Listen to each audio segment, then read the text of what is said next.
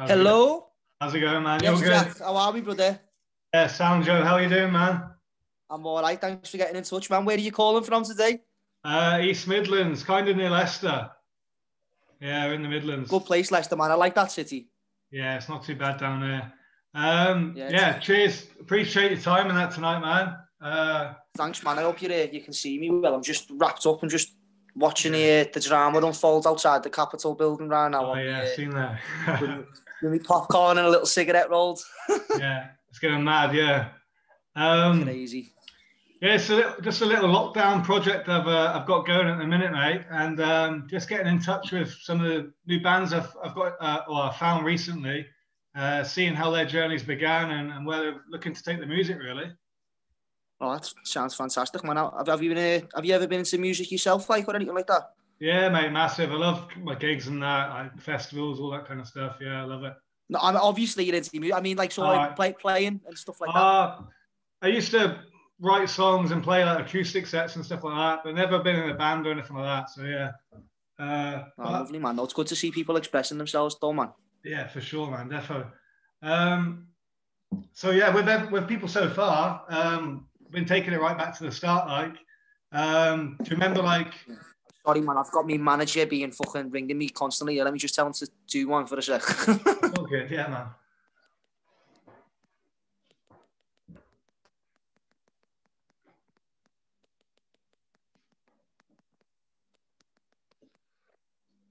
Oh. All ready to go with there, mate. Let me just show me door stuff. Yeah, no worries. I saw a bit like me in here as well. Sorry, brother. Yeah, man. So yeah, with the band so far and the people I've been speaking to so far, just been taking it right back to the start, your early influences growing up and that, and like who first got you turned on with music, like?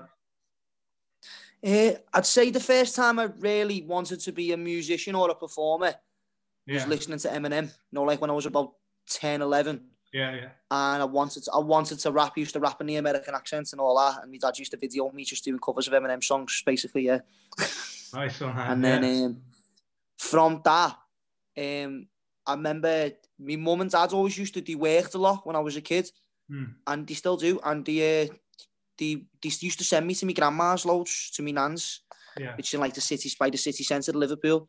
And I always used to sit with my nan. And my nan was a cavern dweller. She used to go to the cavern back in the 60s. She knew the Beatles well. Nice. Seen the Beatles play more times than anybody probably that I've ever known. Like, you know what I mean? She's seen them play hundreds of times. She stopped liking them when they started, when they released Love Me Do. So she was like an original Beatles. Okay. She hated the Beatles once they got famous. She loved them when they weren't famous. And she always used to have all 50s music on in the house. So she'd have like Elvis, Chuck Berry, Little Richard, Fats Domino, Jerry Lee Lewis, even though he's a little bit controversial to say his name these days. And no, it was just people like that.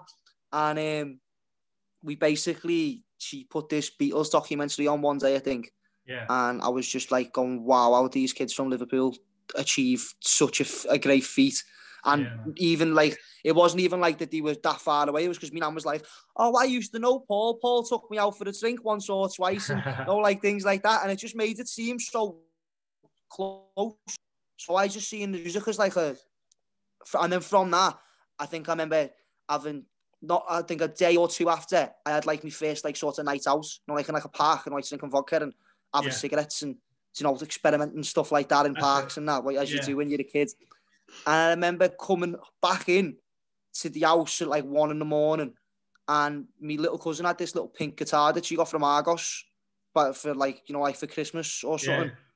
And it was like a tiny little pink Spanish guitar. And I just picked it up and just started strumming it, just proper drunk, like when I was like 12 or something. And then the next day, I was still strumming it, still just messing around with it. And my uncle comes round, who actually was in a band. And he just said, I'll show you that if you want. And I said, when? He said, lesson tomorrow, 10 o'clock, like Mr. Miyagi, Karate Kid sort of thing. Nice one. And it just cracked on from there. And then the first, like I was saying, like, because there's one thing like doing music, but then there's one thing, the another thing is like, like sort of dedicating your life to it. You know what I mean? And I've always had these like little signs since I was a kid, like sort of go, it's that close. So that's why I've always had so much confidence to pursue it as a career. The first time I ever performed in front of anyone, obviously, like I said, my mum and dad work loads, so they had like a print shop which they used to sell invitations, wedding invitations, funeral order of service, stuff like that. Still do. And they were doing printing for a music shop that was opening down the street from where their shop was. Okay. In a place called Crosby in Liverpool, nice little seaside town. It's not really Liverpool-like, but it's close to Liverpool. And I went to school around there, and then they basically got me an invite to this grand opening of this music shop. I didn't even play guitar at this point. I was still learning. I was just singing. And my uncle come down with me. He taught me like 2 chords, but I couldn't play them one after the other yet. You know what I mean? Yeah. And there was this kid who was from my school, like quite I was a bit of an outsider in school. I was like the only Scouse kids in a school of no Scousers, because it was a private school. Okay. Yeah. I got sent to that school because my mum didn't want me to be like the rest of the kids who I grew up around. You know what I mean? She wanted me to be better than that. She didn't want me to be a lawyer or a doctor. She just didn't want me to be a gangster. So she sent me to that school to stop me from being that like that. You know what I mean? I was the only kid from fucking the area that I was from. I was the only kid from like anywhere close to the city centre of Liverpool. Okay. The only kid. There was a few kids who spoke Scouse anyway. So there was this kid, like the year above, always used to take the piss out of me for being a Scouser, like proper bad, you know what I mean? And then there was this kid who was like quite posh, who played guitar, but he never said anything to me, never said anything negative to me. I'd always used to see him play the guitar, and I'd just be bewildered by him and just sit there in the hall and just watch him play and be like, oh, you're sick, you know what I mean? That he wasn't really into me, but he was just like sort of, he couldn't say no because I was just being nice to him, really. And then I remember coming up to him, and in hindsight, even like 6 months later, in hindsight, I knew how stupid I looked, but I went up to him and went, hey lad, do you fancy you play? Because it was like an open mic in this grand opening thing, in this music shop opening, and he was there. I said, do you fancy getting up and playing Wonderwall with me? Like, it's just like nice. The stereotypical tune. Yeah. And so we get up. He reluctantly agrees, gets up, and we get going to Wonderwall. And then I realised that there was a Bonehead. I don't know if you know Bonehead is. He was the original guitarist in Oasis. He was there and he watched me sing that. You know what I mean? And then come up to me after the gig. After I'd sang one song, he come up to me after I played and was just like, it's decent, that Scouse. You're like a little fucking Scouse Liam, aren't you? And like, just done wonders for me confidence, bro. And I was just like, the next day I was like, fuck this school. I mean, I'm fucking Bonehead just told me I'm like Liam, that I'm like going to be a little rock star. So if Bonehead, who's went and sold out Nebworth and done that, saying that about me now on my first gig, then fucking right, I'm going to crack on with this, aren't I? You know what I mean? Definitely. So that was sort of like my inception of music. I wouldn't have done music had them 2 things. If my nan had not been so close to Paul McCartney, if I hadn't seen Bonehead at my first time ever performing in front of anyone, I don't think I would have had that confidence at the start to go, right, fuck you, mum, fuck you, dad, I want to be a singer. You know what I mean? That's mad. Bonehead in the crowd for the first ever, like, not a gig, but your first ever music experience on stage. What was even weirder, bro, was that like he walked in the room as I was singing, and I was just saying, hold on there. Is that Bonehead? And then, but yeah, have you ever heard of a band from Liverpool called The Lars? Yeah, for sure, man. Yeah, John Power, yeah. Obviously John Power, Lee Mavers being, I've lost their, obviously, I love The Lars. The day I bought their album, I was 15, 16, probably 15, and I was in school that whole day, not paying attention to anything. I had my headphones like in me. Coming up here. So I'd just sit there like that and just listen to music in class, you know what I mean? Just like, and listening to this Lars album all day, and it gave me the courage, and it was like, right, I've got like 2 or 3 songs, and there's this open mic night in Liverpool. I hope it still goes after the pandemic. It used to, but it was going up until coronavirus. It's called the Monday Club in the Cavern pub, not in the Cavern, but in the Cavern pub, which is like a pub across the street from the Cavern on Matthew Street. I don't know whether you've ever been. You go down there on a Monday night and you have to play your own songs. You can't play covers. So you get up and you play 3 original tunes. If you're in a band, there's 2 guitar amps set up there, a bass amp and a drum kit with all the cymbals. You just have to turn up with leads and play. So it's a really good opportunity for anyone who listens now and thinks like, after the pandemic, if they're in Liverpool, especially if you're an up-and-coming band and you can't get a promoter in Liverpool or you can't find a gig. and you maybe want to find people at the music scene, or if you just moved to Liverpool, it's the best place to go if you're a musician, the Monday Club, because there's people who go in there week in, week out who have been respected on the scene for years, who just, you know, they're sort of semi-retired and they might help you. So anyway, I go to this Monday Club, I sneak in past the bouncer, and I've rolled myself a little silly cigarette for once I've finished. Yeah. Of course. I was only 15. I'm not condoning drug use under the age of 18, by the way. But you know what I'm saying. But so I go in, I go outside, and I open the door to the chair. Sorry, to get to the stairs. I open the door to let this fella go in front of me for him to go up the stairs. Yeah. And he looks at me and goes, "That was decent. That Scouse. I like that set there that you played." And I looked at him. It was fucking Lee Mathers. And I went, "Oh my God, I bought your album this morning." That's mad. Yeah, I think I might have even seen that on your. Did you post something about on your Instagram a while ago? Yeah, I did. Yeah. I did post that on my Instagram. Yeah, nice one, man. And so the name Rats, where did that one come from? Where did you put that one from? There's a few different things, because I don't know where the name come from, but it's always the word's always popped up loads in life. Yeah. So I've got a Patterdale Terrier.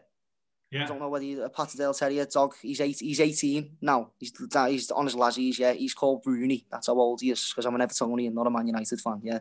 Okay. And yeah, he's called Bruni because he's from. That's how old the dog is when he played for Everton. And we used to catch rats, and I used to go around knocking on people's houses, going, "Rats, you got rats? You got rats? Got a Patterdale there. You'll get rid of any rat in your house." So that's one place where I think it come from, like subliminally. Yeah. And then it was because of the fact that when the manager, who we're with now, Harry Griffiths, he founded the band. Like, obviously, I was in a band, but it wasn't serious. There was only 3 of us. We were called Rats, but it was with a Z.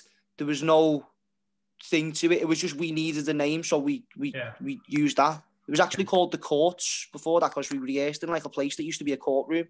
Okay. And then because our manager at the time was such a hard character to believe, his CV is quite ridiculous. Yeah. If you look at, especially for the point, like, you know, he's not a fucking multi-millionaire. He's not just going to fucking pump money into you straight away or anything like this, know what I mean? But he was like quite not for me, because I've got a bit of gypsy senses like that. Like, I just like sort of can tell whether someone's lying. Do you know what I mean? True. Yeah. But everyone who I was explaining the manager to, well, the other members of the band, we'd done one gig, our first show, and then he's come up to me after, went, "Mate, I've worked for blah blah and blah blah and blah blah. I think you've got an amazing voice." He's this London fella who's in a big streaking pink suit, dead flamboyant, and you're thinking, yeah, he looks the bollocks, him.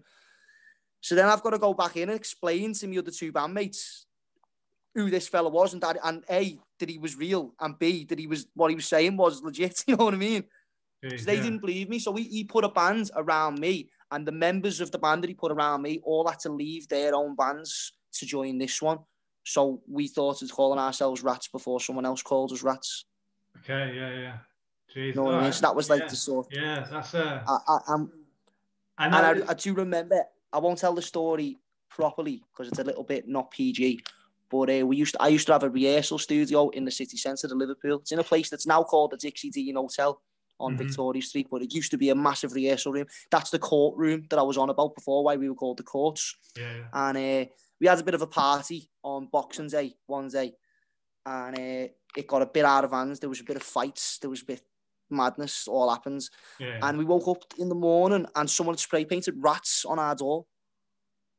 Oh, fuck. And I remember just having like this little epiphany, like looking at the door going, it's a good name for a band, that, isn't it? Fair play, man. And that's so I thought of it as a name for a... Sorry, mate, crack on. No, that's just where I thought of it. As a band, anyway. That's sound. Where and you're like your first gig your first serious gig as Rats. Do you remember that? You got many memories of that, and how was it? Yeah, to be honest, so we done one gig in the Zanzibar in Liverpool, which is where we met the manager. But at that point, we were a 3-piece who strictly played reggae and blues. Okay. That was it. We weren't a serious band. If you've ever heard of a band called Sublime. Yeah, mate, yeah. Big band from California, yeah. They were our main influence. Yeah. Like we just wanted to be Scouse Sublime. Like that was our vibe. Like from the start, like we just want to be a Scouse version of Sublime.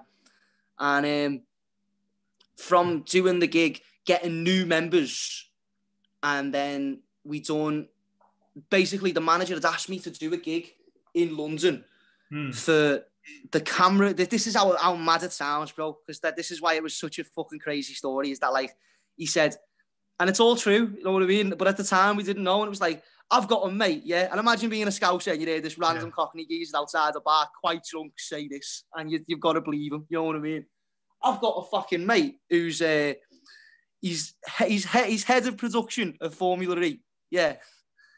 He's been, I don't know whether I'm right in saying that, but he works for Formula E. He's one of the main cameramen from Disney's Pirates of the Caribbean, and also one of the main cameramen from Disney's version of Star Wars as well. He's literally done shoots with Leonardo DiCaprio, fucking, you name it, he's done it. He's a fucking sick camera guy. He's having a party in his mansion in Shepherd's Bush on Loftus Road, where it's basically a Disney staff night out. Do you fancy? Do you know what I mean? And I've got to go and explain to me mates how this fella, who's supposedly worked for all the people who he said he'd work for, don't want to name drop loads because it's a bit fucking one of them. But and then so we've done this. So I've had to basically hire session musicians to go and do this gig. Not hire them, but like good mates of mine who were good few years older than me, like 10, 15 years older than me. I've asked them to come down to London to do this gig for a one-off.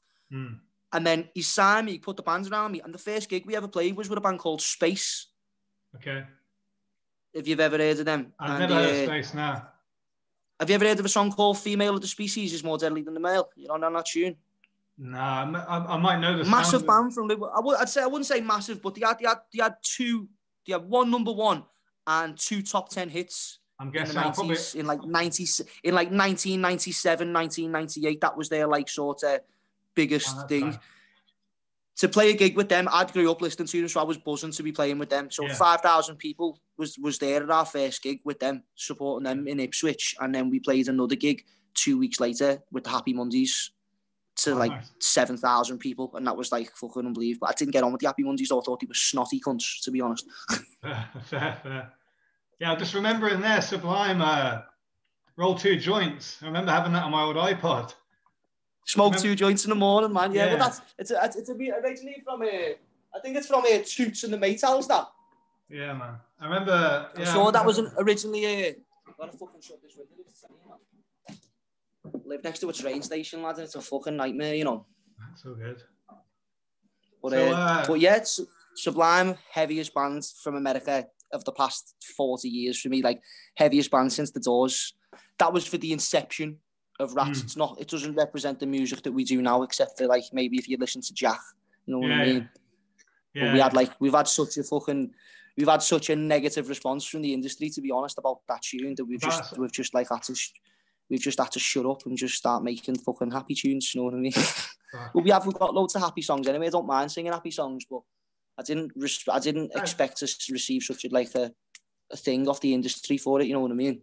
Yeah, it's hard, isn't it? Like obviously that's some of your realist like songwriting, what I've heard so far anyway, the tune Jack, I've got so many songs like it as well. I've got worse tunes than that, you know, like proper, like, and you just thought like it's sort of, it's one of them, man. Like I think they're gonna have to get left till later on, till we've got more of a voice, you know what I mean? But at the minute, I'm just looking at like, you know, I've took it back to me roots of like the mood, like right now.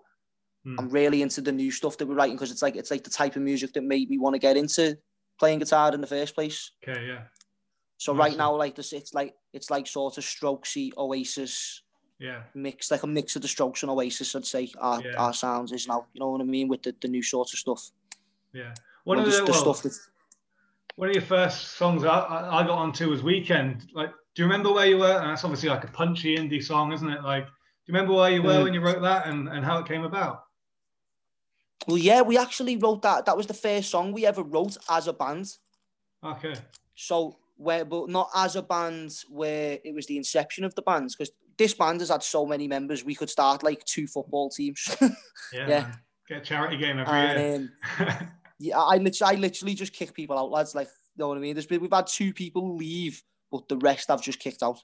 Okay. you know, because no offense to them, if you're not in the game as much as me, if you're not in it, then you're wasting my time. Yeah. But yeah, when we wrote Weekends, that was literally the manager. Without, I don't know, I might kill the song for some people. I've never really been asked this question, so it's like sort of the manager basically told us, "Can you write a song about football hooliganism, please?" Okay. Nice. And we were like, "Okay," you know what I mean? We were like, yeah. And we were like, "Sounds like I'm really good at that." Like if someone gives me a subject, and goes, "Can you please write a song about this?" I will write a well better song than I think that when I come up with the subject. Just an idea, yeah. That's you know what I mean? Because I'm always stuck for things to write about, and then I think when someone says it to me, it's more like a eureka moment. Okay, yeah. And you're like, "Oh, that's it." Nice one. Yeah, that's well, a lot of your fans there, if they reach out and have a little look at this or watch this, they're gonna well, they might hear new little niches in the song and new little wordplay and all that kind of stuff. So yeah, I like that. That's cool. Yeah, man. Well, and like sort of, if people are, I don't know, I don't want people to get put off by that. There's like, because there's a lot of like, you know, I love how that song mentions the street ends. I don't know whether you follow that lyric in the pre-chorus. That's a reference to the Gladys Street ends of Everton's stadium. Okay, yeah, I know Tony Berry used to have a season ticket in that end, yeah. In the street ends, yeah. So until he takes it to the street end sort of vibe, you know what I mean? So that's probably my favourite line. And my mum wrote that line, funnily enough. Okay, nice one. So like, it was like one of them, you know, when they, like sort of when they say when Liam Gallagher came into Knoll and went, "Are you singing So Sally Can Wait?" And he's like, "No, well you fucking should." You know what I mean? Yeah. Like my mum just come in and said, "Are you saying street end there?" And I went, "No," and she went, "You should though." And my mum's a Liverpool fan as well. You know what I mean? Nice one. Apple doesn't fall too far from the tree. That's it, mate. Yeah. So obviously 2020 live shows and that's all been fucking smashed for everyone across the industry really. Hopefully, say by like maybe July, August this year, we can get some music on the go again. What would be your plans for 21 really? I just want to make sure everyone's safe, mate. Like I'm in like the lockdown for me. It wasn't like I haven't been affected directly by COVID whatsoever, really. Do you know what I mean? My auntie tested positive last week, but she was asymptomatic. But I'm not a COVID denier in any sense. I'm just because I know of people. I've heard plenty of stories of people who've had fucking horrible times and that. So I'm not like in a rush to get back gigging. Yeah, okay. I'm not like I'm fucking dead angry the way the government's treated musicians, obviously. But at the same time, I'm in no rush to get back to it. I'm quite enjoying writing tunes and having all this time to just load me clip up anyway.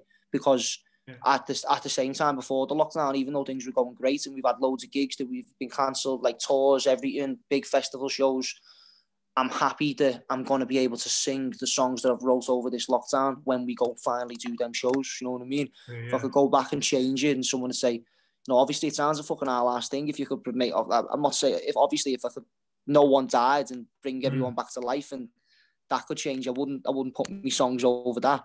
Obviously, I'm not saying that my songs mean more than people dying, but if I could go back and change it and go like, would you rather have not done them gigs and wrote them songs or done them gigs and not wrote them songs? I would have picked the songs every day, what I've wrote. Okay. Yeah. I get what you're know saying. What I mean? Yeah, fully, man. I remember watching one of your videos. I can't remember if it was on, it might have been on This Feeling's Instagram page when you were walking down by the Cavern Club, actually. Matthew Street. The first lockdown, and you were kind of, as everyone in the music industry, pissed off about the way the government were treating people, saying go and retrain into new careers and shit like that, and like. Yeah, what was horrible, bro, for me, and I didn't really get the point across on that video. There's so many things that I already knew that I wanted to say, but just couldn't get it because obviously I was told to do it. You know what I mean? So I was like, there was a lot of things that I wanted to say and like maybe suggest things, and I did do when people later interviewed me about it. I was on BBC Radio 5 and talking to. Might have to cut that out. Yeah, we can do that, mate. No worries. You know what I mean, like. So, Going forward, what would your ultimate dreams be for the band as well? Sorry, what type of, what do you say? What would your ultimate dreams be for the band? Ultimate dreams. I'd probably say, mate, yeah, the one thing I always think about, it's a bit cocky, but like, it's like the one thing I always think about is doing a gig in Everton's grounds and doing another gig the next night in Liverpool's ground, because half the other bands, half our bands are cop whites, half our bands are blues, you know what I mean? Hell, so to be at a stage where we could do maybe a gig at Anfield and a gig at Goodison, that's when it couldn't get any better. That'd be mega, yeah. Do you know what I mean? Like, if we could do that, man, that'd be ace. I'd love to do a gig in Goodison Park before it gets knocked down, because I know we're going to the docks. So if we can get big enough in the time that Goodison Park is still here, you know what I mean? Maybe and we can do a gig there. Yeah. I learned to fucking sing in that place, man. Exactly.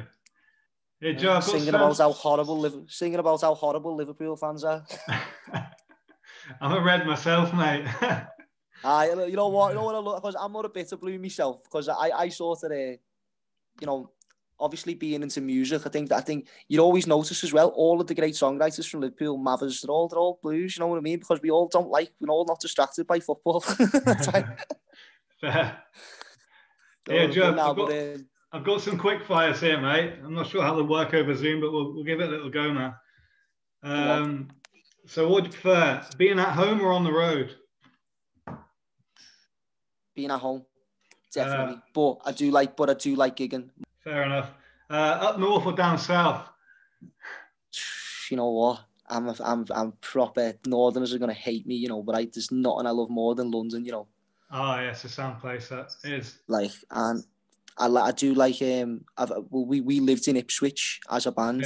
Yeah. Funnily enough, weird story. Like, after we got with our manager and stuff like that, he moved us to Ipswich for like 6 months. We ended up going home because we ended up homeless and living in tents, and it was fucking funny. We just basically got kicked out of every single Airbnb in Ipswich for smoking weed. Every single one. And no one would take us. Our manager went from having like a fucking 5-star Airbnb rating to a fucking 0-star Airbnb rating in like the space of like fucking 3 months. And the prices of the fucking gaffs just kept going up and up and up. Music-wise, UK or USA? USA. Fair. All day. On the beers or on the wine? On the Guinness. On the Guinness? Because I'm anemic. Well, I'm not anemic. I'm a self-prescribed anemic person, is what.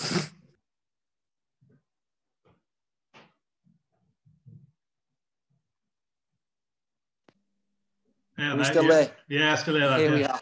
Sound. Well, yeah, Guinness all day, lad. I can't drink anything but Guinness. Okay. Playing arenas or festivals? What would you rather? Festivals all day. Sound.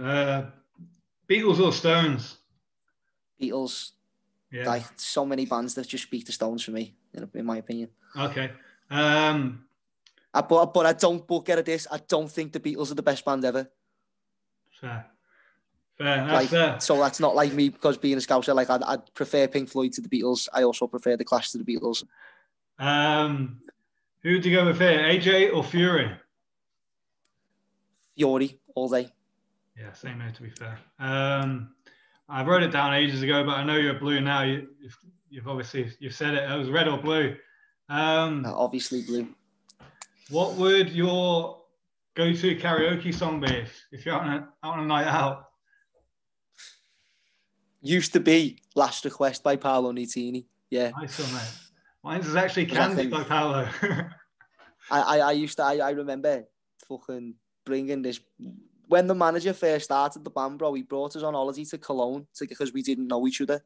And like, none of us really knew who each other were. So we knew of each other. But so he brought us to get closer. And I remember going to this karaoke gaff in Cologne and singing Last Request, yeah. And I like all like when people like just doing karaoke and that, yeah. And like, no one claps or anything, you know what I mean? Like, no one was clapping, everyone was just going about the day, drinking and all like that, lads. I got up, yeah, and I had everyone in there, yeah, standing on the tables and that clapping. Hey, it was fucking sick. I was bladdered, absolutely drunk, and just that's like me go-to tune. Germany's good, man. Cologne would have been class. Yeah.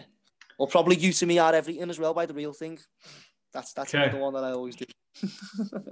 And then finally, I've got there. If you could go and watch anyone perform a show, past or present, it could be dead or alive, one artist or one band, who would it be? Oh, ho, ho, ho, ho, ho. Oh, lads, you've got me there. You know, I'd probably go. I'd probably want to go and see if I could meet them as well after the show. I'd probably go see Tupac. Okay, sound. Or Bob Marley. And fuck it, Bob Marley. Let's go with Bob Marley.